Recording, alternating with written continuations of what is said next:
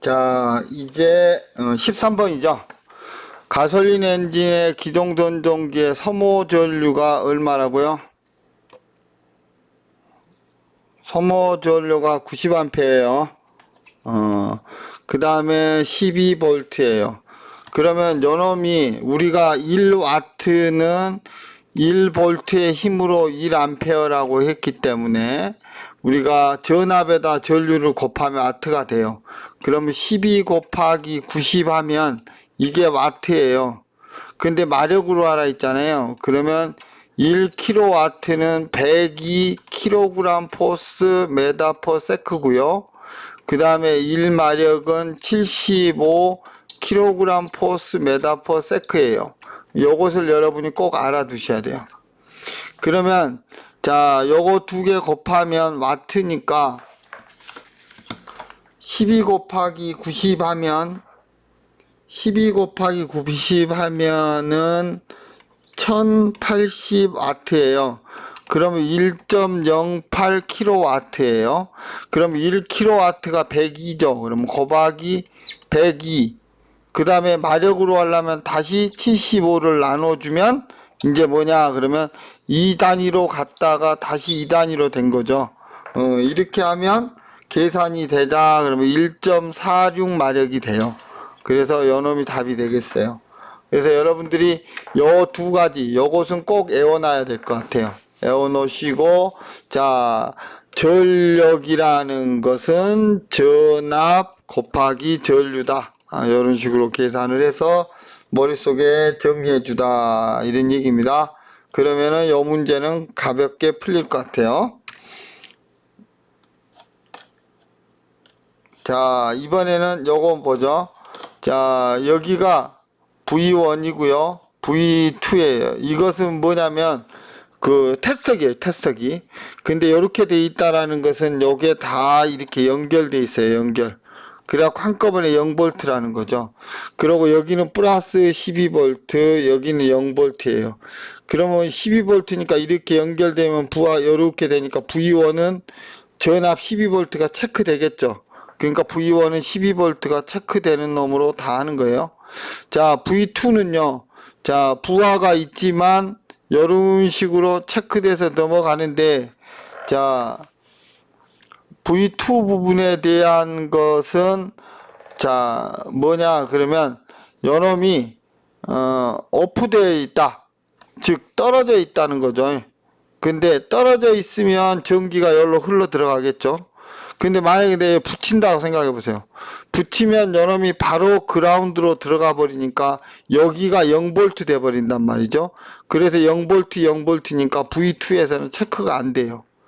자, 그러면 요것에 대한 얘기를 이렇게 하면은 여러분이 헷갈릴 것 같으니까 요거 두 개가 없다라고 생각합시다. 그러면 요것은 어떻게 되냐 그러면 길고 짧고 요렇게 되죠. 그런 다음에 여기에 부하라는 게 있어요. 부하가 있고 요건 같이 묶어져 있으니까 이렇게 보면 부하가 있는 상태에서 여기에 스위치가 있다 생각하자고 이렇게 스위치가 있는데 자, 스위치가 오프돼 있을 때 자, 여기가 떨어져 있습니다. 떨어져 있는데 내가 여기는 지금 DC 12V가 들어와 있어요. 그러면 요놈하고 여기 마이너스 부분하고 해서 테스터기를 이렇게 넣으면 여기에 전압이 들어온다고요. 또 여기까지도 부하는 있지만 전기는 들어와 있어요. 그러면 여기를 내가 분리해 놨다 이런 소리는 여기까지 전압이 좀 떨어졌지만 12V 근처로 여기까지 와 있는 거예요, 이미. 그러면 요 마이너스 쪽하고 요쪽하고 해서 테스터기를 대면 떨어져 있기 때문에 전기가 들어와 있으니까 오프 상태에서는 두 개 다 12V가 나온다고요. 근데 내가 이놈 연결해 버리잖아요. 그럼 이 선 전체가 뭐가 되냐? 0V가 되고 요 선 전체가 12V가 되는 거예요. 그러면 결국은 여기하고 대해서 테스터기를 대면 여기는 0V가 나오고 여기는 12V가 나온다는 거죠. 그래서 온시는 자, V1은 12V가 나오고 V2는 0V가 나온다 이런 얘기입니다. 자, 더 쉽게 한 번 더 얘기해 볼게요. 자, 요거 두 개는 테스터기입니다. 테스터기. 자, 여기는 이미 다 이렇게 연결돼 있어요. 그러면 여러분이 생각할 때 플러스에서 나와서 테스터기를 타고 마이너스로 가잖아요. 그러니까 여기는 전압이 12V가 나오는 거예요. 또 부하는 선일 뿐이에요. 그럼 여기로 선이니까 여기로 어째? 그렇지 12V가 간다고요. 근데 여기 0V잖아요. 그럼 여기는 지금 현재 여기 떨어져 있으니까 전기가 흘러요. 12V면서. 그러니까 요놈이 오프인 상태에서는 두 개 다 12V가 나온다는 거죠. 그런데 연결되어 버린 순간 여기 전체가 뭐가 되냐? 0V가 돼 버려요. 그러니까 V1은 12V 나오지만 V2는 0V가 나온다는 거예요. 이렇게.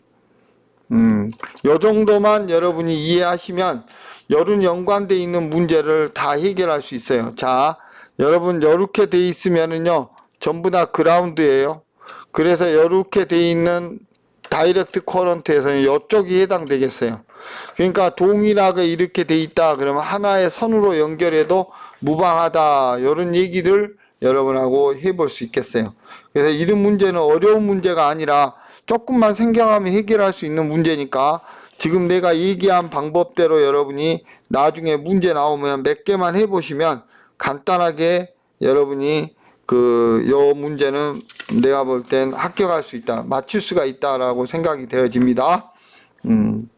자, 그 다음 보죠. 자, 이것은 우리가 보라고 그래요. 그러니까 이건 쉽게 얘기하면요. 자, 우리가 집을 지을 때 이렇게 기둥을 놓죠. 바닥을 이렇게 깐 다음에 기둥을 이렇게 쓴 다음에 여기서 이런 식으로 볼을 놓는 이게 보예요, 보. 그럼 이렇게 고정돼 있죠. 그럼 여 내려 누르면 여러분 이렇게 굽혀질 거예요, 속에서. 그러니까 최대로 많이 작용하는 부분이 있는 거죠. 자, 그랬을 때 우리가 일반적으로 이렇게 양쪽에 다 있는 이런 것을 단순보라 그래요. 근데 요거 팔처럼 여기를 고정시키고 하나만 이렇게 나와 있는 것을 이런 걸 에팔보라 그래요. 에팔보는 제일 중요한 게 뭐냐 그러면 여기서 집중하중 W를 놓잖아요. 그러면 요놈이 이렇게 회전하잖아요. 그러면 요놈이 이런 식으로 토크가 먹을 거예요. 이 토크가 바로 뭐냐 그러면 굽힘 모멘트예요. 이런 굽혀질 수 있는. 그럼 여기에 최대 맥시멈 요 고정은 우리 알잖아요. 요거 힘이 다 있을 때 요 반경 R이다 그러면 토크는 뭐야? F에다 R을 곱했죠. 그것처럼 요거는 W에다 L을 곱하는 게 맞아요.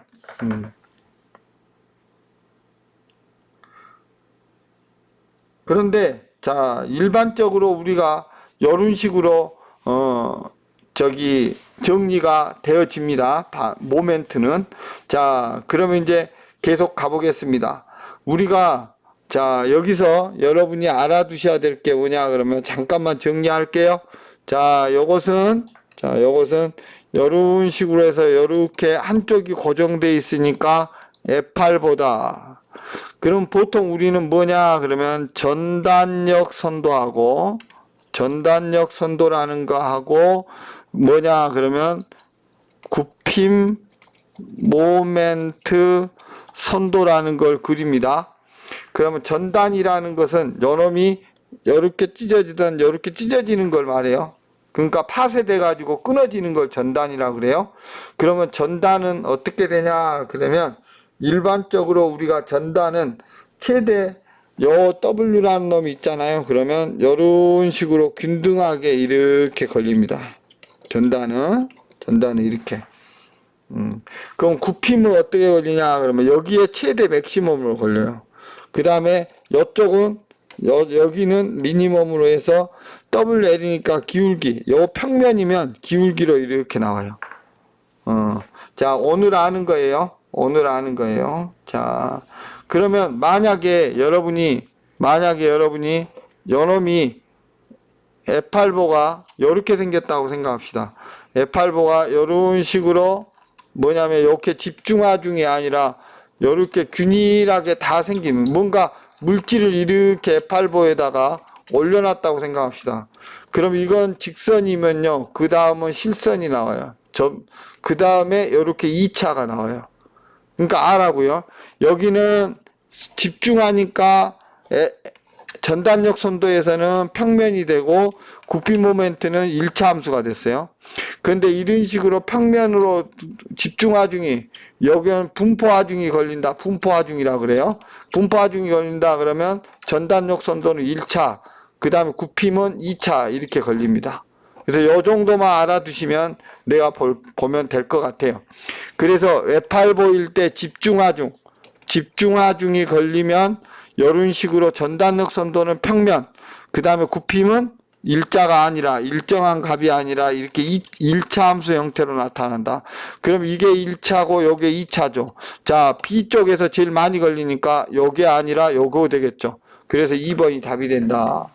그래서 이런 식으로 개념만 잡아놓고 딱 머릿속에 정리하고, 다른 굽힘 모멘트 뭐 구해라 뭐해라 이런 것은 나중에 시험에 나오면 틀려도 되지만 한 번 더 나오는 문제가 있으면 하자는 거죠. 그럼 여기서 여러분이 알아둬야 될 게 뭐냐 그러면, 자, 우리가 일반적으로 이렇게 하는 것을 F8보라고 한다. 그렇죠? 그런데 선도는 이렇게 두 가지가 그린다. 무슨 선도? 전단력 선도하고, 그 다음에 뭐냐 그러면 굽힘 모멘트 선도를 그린다. 선도를 그린다. 그랬을 때 요놈이 집중하중이 걸리면 하나의 선이기 때문에, 점이기 때문에 여기는 일정하게 뭐가 걸린다? 전단, 끊어지는 힘이 걸린다.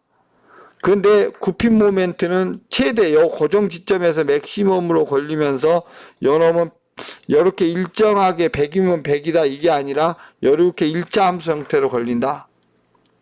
그런데 만약에 F8보이면서 요놈이 균등한 균일 분포 하중, 집중 하중이 아니라 이렇게 균일 분포 하중으로 걸린다 그러면 요게 데이터 값이 있기 때문에 요건 1차, 그 다음은 2차다. 그래서 만약에 집중 하중일 경우는 1차 함수고, 만약에 이런 식으로 문제가 나왔다, 이게 안 나오고 요게 나왔다 그러면 요 4번이 답이 되겠죠. 그 정도. 그리고 혹시라도 전단력 선도를 구해라 할 수 있어요.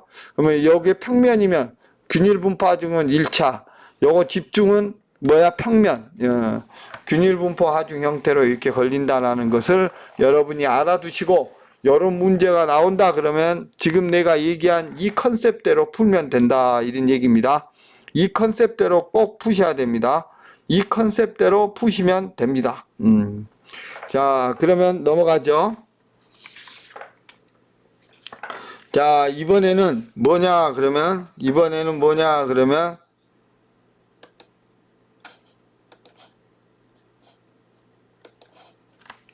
자, 요것은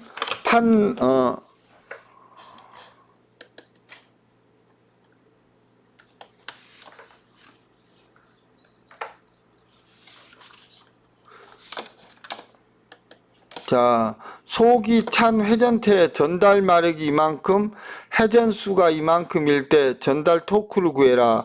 자, 여러분 요거 나하고 얘기한 거 있습니다. 여기 썸머리 합시다. 1뉴턴 줄 1와트라고 그랬어요. 그럼 와트라는 놈은 뭐야? 1줄의 힘으로 세크 이거였어요. 자, 그러면 여기서 여러분이 뉴턴하고 와트는 같은 개념이라고 생각해요. 자, 전달 동력이라는 것은, 회전체에서는 파워라는 것은 토크에다 각속도 오메가를 곱한다 그랬어요. 자, 그러면 여러분 토크는 7kW니까 곱하기 1000 하면 와트가 되는 거예요. 요것은 줄 퍼 세크예요. 자, 이것은 뉴턴 메타 퍼 세크예요. 자, 그럼 뉴턴 메타로 계산하면 돼요. 그럼 이게 뉴턴 메타로 계산이 되고, 맞죠? 그럼 요것만 라디안 퍼 세크로 표현하면 끝이에요. 그럼 라디안 퍼 세크는 2 곱하기 3.14 곱하기 350 나누기 60 하면 답이 나와요.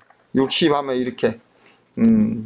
그러면 이런 식으로 여러분이 계산해서 정리를 하면, 전번에 내가 얘기했던 대로 해서 계산기를 쳐보면 어떻게 치냐 그러면, 요거 같은 경우는 계산기를 어떻게 치냐 그러면, 자, 내가 해볼게요. 자, 요게 요렇게 돼 있죠. 그럼 요렇게 곱해지겠죠. 그래 놓고 여기에 토크가 있는 거예요. 그러면 계산해 볼게요. 7 곱하기 1000 곱하기 60 하고 나누기 할게요. 나누기 가로 열고 자 어떻게 하냐 그러면 가로 열고 2 곱하기 3.14 곱하기 350 가로 닫고 는 하면 뭐냐 그러면 191이 나와요. 자 그래서 여러분이 오메가하고 P에 대한 개념만 잘 설정하시면 큰 문제 없이 이 문제는 풀 수 있을 것 같아요. 큰 문제 없습니다.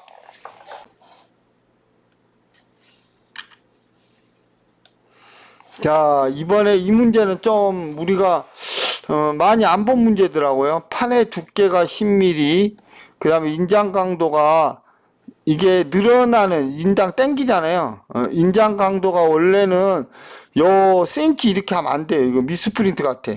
자 무슨 얘기냐면 인장 강도 그러면 우리가 강도 자체라는 것은 뭐냐면 응력이에요. 그러면 뭐냐면 뉴턴 퍼 메타 제곱이나 센치 제곱이나 이렇게 나와야 돼요. 그러니까 센치 제곱 이런 식으로 단위가 나와야 되는데 이렇게 안 나오더라고요. 그 다음에 안정계수가 4죠. 이러한 연강판에 이만큼의 내압, 압력을 줬다.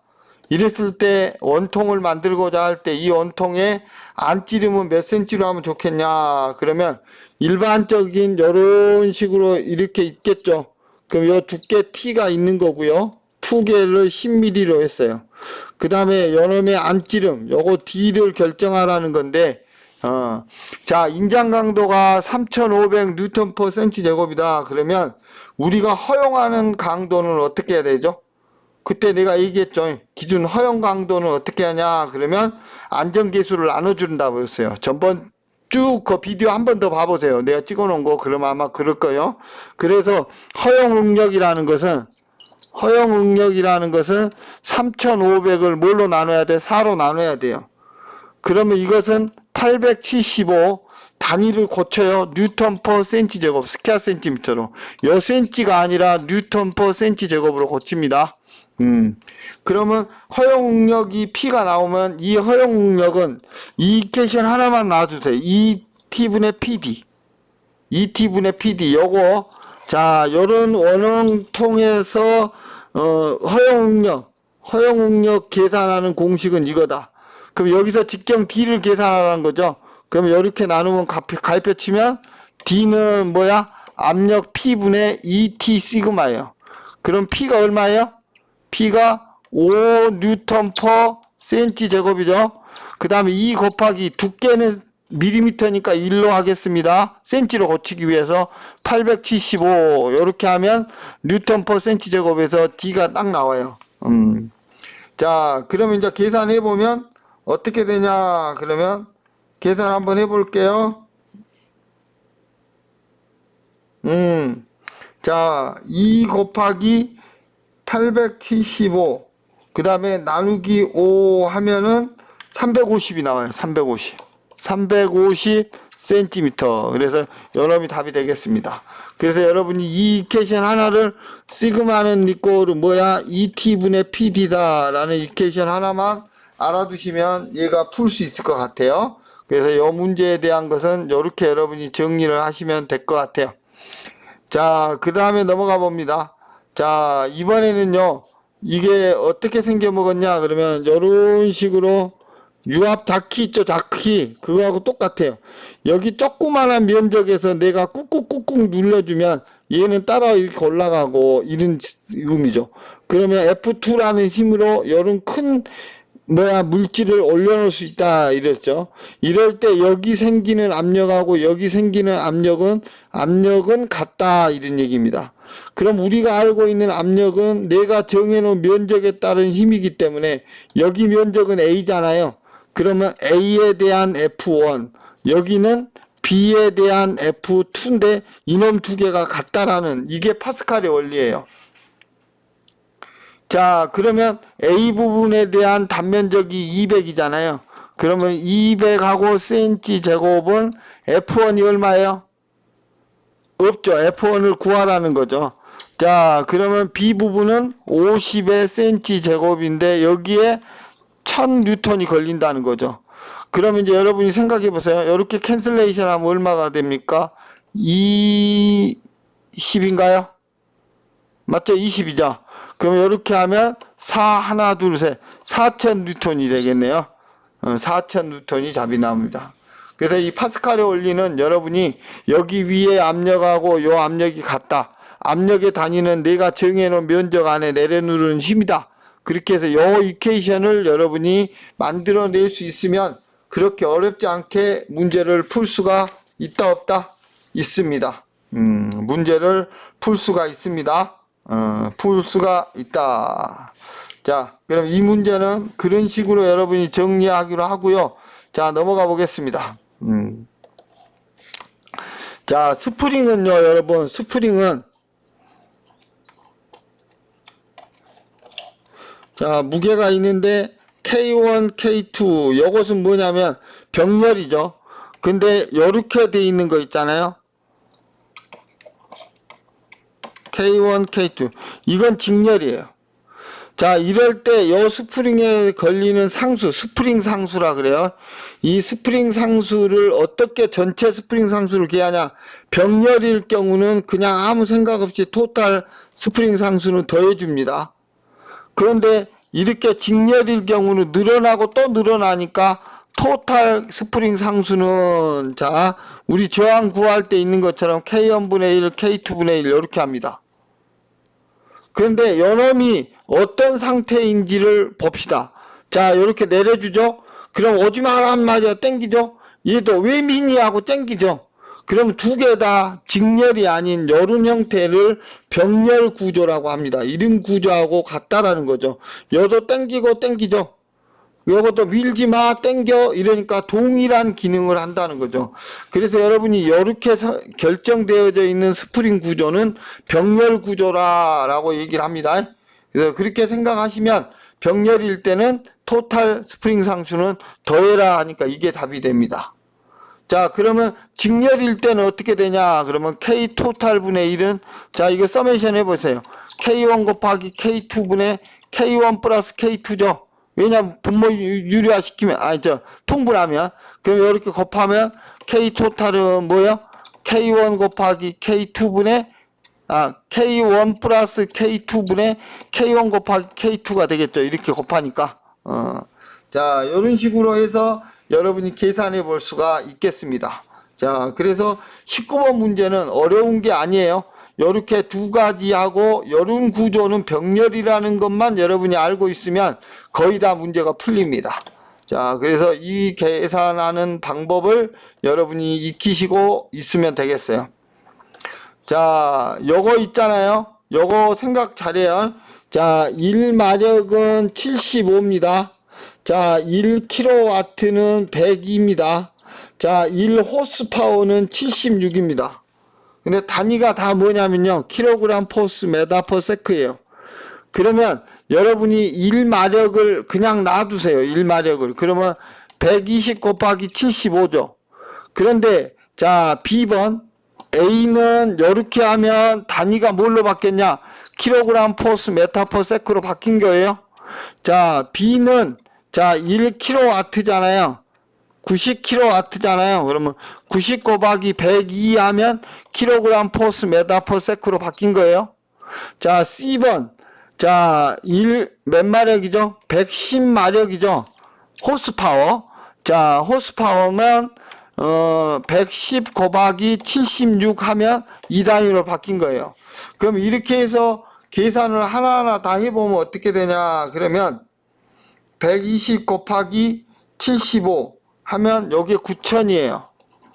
그 다음에 90 곱하기 102 하면 여기에 9180이에요. 그 다음에 110 곱하기 76 하면 이게 8360이에요. 그러면 B번이 제일 크고요. 그 다음 A번, 그 다음 C번이에요. 그래서 이게 답이죠. 그래서 여러분이 요것만 이해하고 있으면 이 문제는 어렵지 않게 풀립니다. 그래서 요것만 이해하시고 여러분이 정리하시면 간단하게 해결되리라고 생각을 합니다. 자, 그럼 다음 문제 한번 볼까요? 자, 사행정 가솔린 엔진에서 1분당 2500rpm으로 돌아요. 분당 2500 돕니다. 그 다음에 토크가 이렇게 있죠. 그러면 축동력 T는 P는 토크에 대한 각속도 오메가라 있어요. 자, 그러면 T는 얼마냐 이거예요. 9.25하고 단위까지 써요. 킬로그램 포스 메타죠. 자, 이거 라디안 퍼 세크로 고칩니다. 그러면 2 곱하기 3.14 곱하기 2500 하고요. 미닛이니까 60으로 나눠야 돼. 그러면 라디안 퍼 세크가 된 거예요. 그런데 이거 킬로그램 포스 메타 퍼 세크인데 마력으로 하나 있죠. 그러니까 75분의 1로 나누는 거예요. 그러면 여러분이 75분의 1로 나누면 요 단위가 마력으로 바뀌잖아요.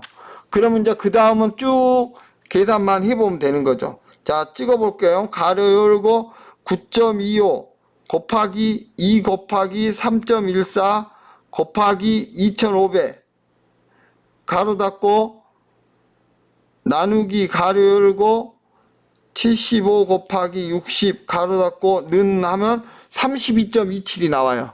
32.27 마력. 그러면 이게 답이네요.